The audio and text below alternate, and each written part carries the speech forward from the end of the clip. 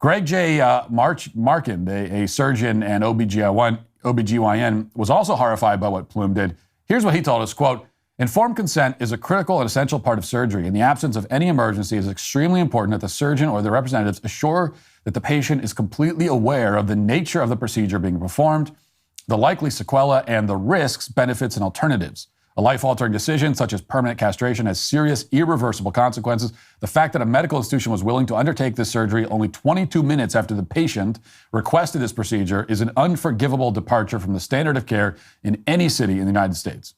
Markin continued, quote, "At a very minimum, a person undergoing castration should have been alerted of the long and short-term changes following castration, including hormonal changes, changes to cardiovascular risk, and changes to fertility and sexual function.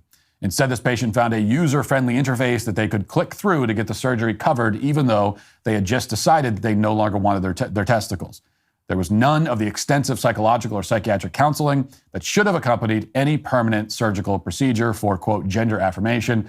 I don't see medicine here. This is clearly the tool of a political agenda aimed at mainstreaming so-called gender-affirming surgery in order to achieve a political goal.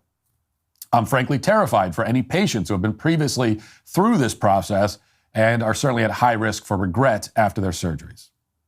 Well, that's the consensus from every serious medical expert that we've spoken to. After our investigation was published yesterday, we scoured news reports, social media for any contrary opinions from credible people.